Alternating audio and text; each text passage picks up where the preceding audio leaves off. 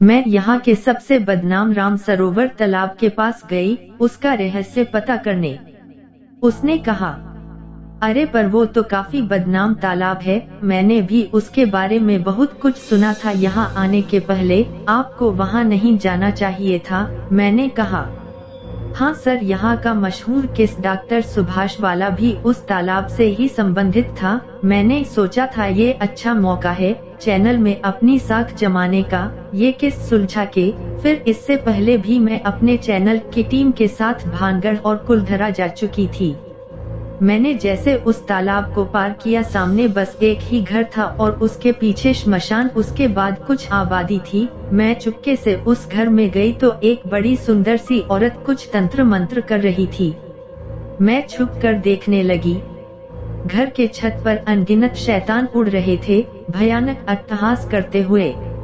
वो उनसे वहाँ बोल रही थी कि बस अब कुछ ही दिन बाकी है, मेरे 21 वर्षों की तपस्या का नतीजा आने वाला है, उसके बाद मैं अमर हो जाऊंगी और मेरे पास काली शक्तियों की भरमार होगी। तभी उनमें से एक शैतान बोला, एक ही बार डा सुभाष के जरिए 20 बलियां दी थी तुम लोगों ने, बस एक बलि के वजह से तुम्हारे पिता का अनुष्ठान अधूरा रह गया था। वो अनुष्ठान पूरा होने पर तुम्हारे पिता अमर हो जाते और तुम दोनों तमाम काली शक्तियों के मालिक बन जाते और हर पूर्णिमा पर तुमको हमें मानव बलि भी न देनी पड़ती अपनी शक्तियों को जीवित रखने के लिए। कहते हुए वे भयानक अट्टहास करने लगे। बस अब इंतजार समाप्त हुआ, तुम लोगों को बलि अवश्य मिलेगी और मैं अपना अधूरा अनुष्ठान भी जरूर पूरा करूंगी। औरत ने आंखें चमकाते हुए कहा।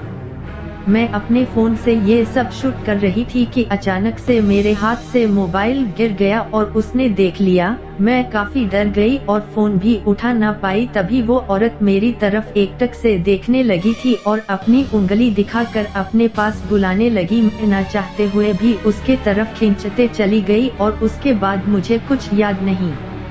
फिर जब मुझे होश आया तो मैंने खुद को तालाब किनारे बेहोश पाया और देखा कि एक छोटी सी लड़की जो पानी से भींगी थी, जिसके बाल आगे की तरफ थे और चेहरा उन्हीं से ढका था, मेरे से थोड़ी दूर मेरे ही कपड़े हाथ में लिए जोर जोर से चिल्ला रही थी। जैसे मैं उसकी तरफ गई वो बोली, दीदी आज के बाद यहाँ सोना मत। जोर से हंसी के बाद वो उसी तालाब में कूद गई और गायब हो गई। मैं कुछ समझ न पाई और जैसे वापस होटल में आई, सब कुछ अजीब होने लगा मेरे साथ। क्या अजीब? मैंने कहा। मुझे ऐसा लग रहा था जैसे आंखों के सामने भूतिया मूवी चल रही है। मेरे आसपास हर दम वो पानी से भींगी हुई बच्ची मेरे पहने हुए कपड़े अपने हाथों में लेकर जोर जोर से रोती दिखती है, जैसे मैं मर गई हूँ। और जैसे मैं सोती हूँ मुझे एकदम अजीब सपने आते हैं। उसने कहा। कैसे सपने? मैंने कहा। एक बार मैंने देखा कि उस तालाब पार वाली औरत ने सपने में मेरे हाथ बांधकर उसी तालाब में फेंक दिया। मैं जोर जोर से चिल्ला रही थी और वो औरत हंस रही थी मुझ पर। ये कहिए मेरी वक्त पर नींद खुल गई और मैंने अपने बेड पर चारों तरफ पानी ही पानी पाया और उठने के बाद भी मेरा दम घुट रहा था।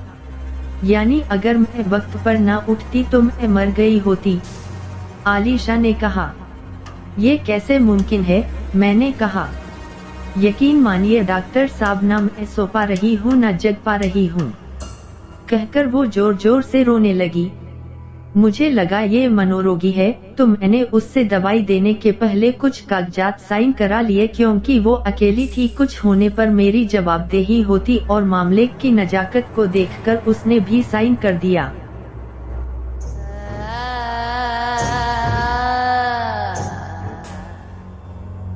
मैंने उसको उससे बिना बताए नींद की इंजेक्शन दी। वो शायद थोड़ी देर सोएगी तो आराम आएगा। जैसे वो नींद की आगोश में जाने लगी, चिल्लाने लगी, ये क्या कर दिया आपने डॉक्टर साहब, वो डायन मुझे मार देगी।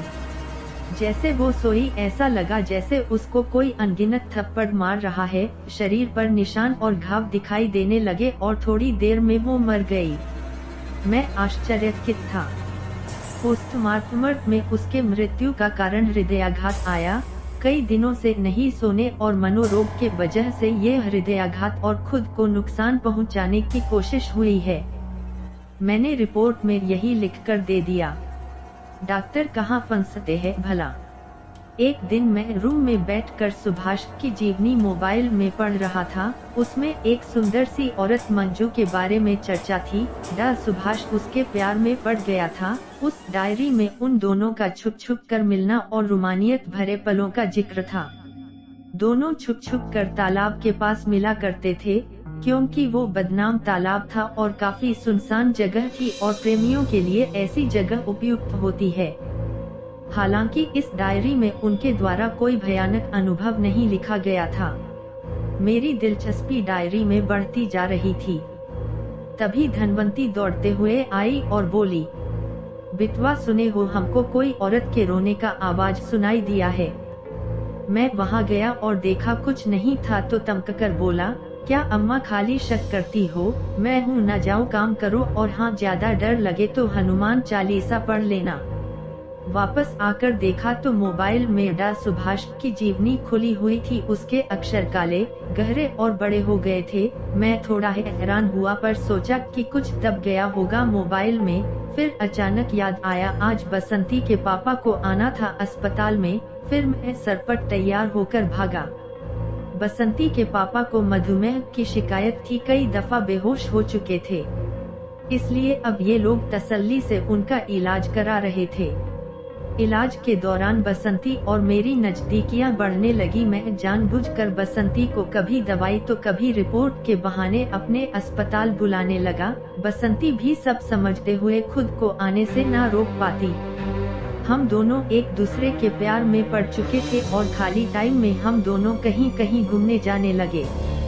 बसंती की चुलबुली अदाएं, उसका लड़कपन पता ना क्यों भाता था मुझे। फिर बहुत दिनों बाद अचानक जब थोड़ा बसंती से मेरा ध्यान हटा तो मुझे मेरे मोबाइल में वो सुभाष की जीवनी याद आई। मैं मन में सब काम निपटाने के बाद इत्मीनान से उसको पढ़ने की सोचने लगा। धनवंती अब मुझसे घुलने लगी थी। वो जब खाना लेकर आई तो बोली, तुमको पता है बिटवा, यहाँ शुरू से बच्चे बहुत गायब होते हैं। अम्मा आजकल रोज रात में कई दिनों से कभी छोटे बच्चियों तो कभी औरत की सिसकियाँ सुनाई देती हैं, और जैसे बाहर जाता हूँ कुछ नहीं दिखता। बेटा, ऐसे आवाज पूरे शहर में सुभाष बाबू के वक्त से आम बात है। लोग बोलते हैं यहाँ रात में सुंदर चुड़ैलें और बच्चों के आत्मा घूमते हैं। तभी तो रात में 12 बजे के बाद कुछ भी हो जाए कोई अपना किवाड़ नहीं खोलता है। यहाँ तक कि पुलिस भी पहरा देने से कतराते हैं।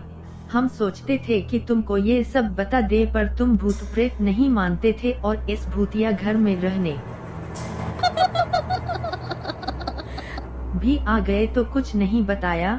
सुभाष भी ऐसे ही किसी चुड़ैल के चंगुल में फंस गए थे, सब बोलते हैं। और बिटवा, किसी को बताना मत, उनका नाम तो बच्चों के मानव अंग तस्करी से भी जोड़ा जाता है। अच्छा बेटा, अब चलते हैं, अपना ध्यान रखना। कहते हुए धनवंती चली गई।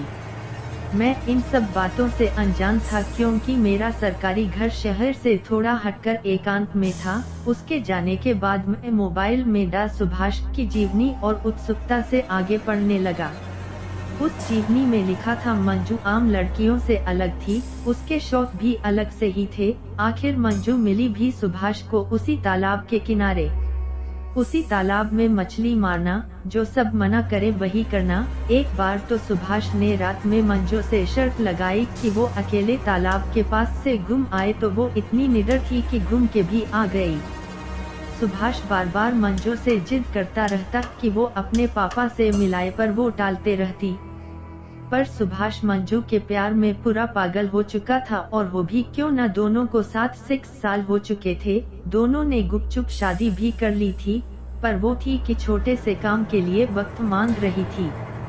इतना पढ़ा ही था कि अचानक मेरा फोन बंद हो गया, जबकि बैटरी फुल चार्ज थी। मैंने सोचा बैटरी की प्रॉब्लम होगी शायद, और फोन चार्ज पर लगा कर मैं सो गया। आधे नींद में था, तभी अचानक भयानक चित्कार हुई और बाहर किसी औरत के जोर जोर से रोने की आवाज आई। मैं बाहर जाके देखा तो कोई नहीं था। मेरे कदम अनायास ही तालाब के तरफ मुड़ गए। मैं खुद के बस में ही नहीं था, बस मंत्र मुग्ध सा चला जा रहा था। तभी अचानक बसंती ने मुझे रोका। आप कहाँ जा रहे हो? अरे कुछ नहीं, मैं ऐसे ही। तुम इतनी रात गए यहाँ क्या कर रही हो? मैं उल्टा बसंती से ही पूछ बैठा।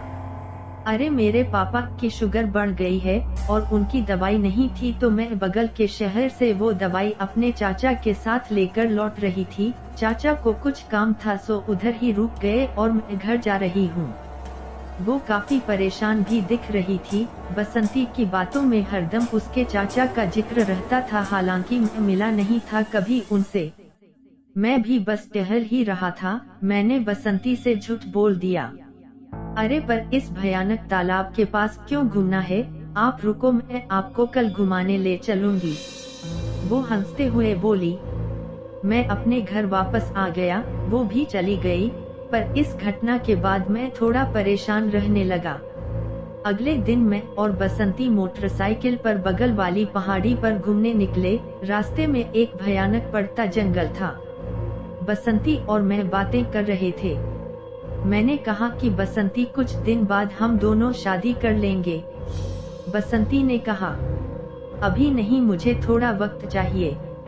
इतना सुनना था कि अचानक से मेरा मन अपनी कहानी सुभाष मंजू से जोड़ने लगा। पर बसंती ने तो मुझे अपने पापा से मिलाया है। ऐसे भी जब प्यार होता है, लोग अपने तर्कों का खुद समाधान निकाल लेते हैं। मैंने भी अपने मन में उठे सारे सवालों को खुद ही शांत कर लिया। तभी अचानक से आवाज आई, धड़ाम।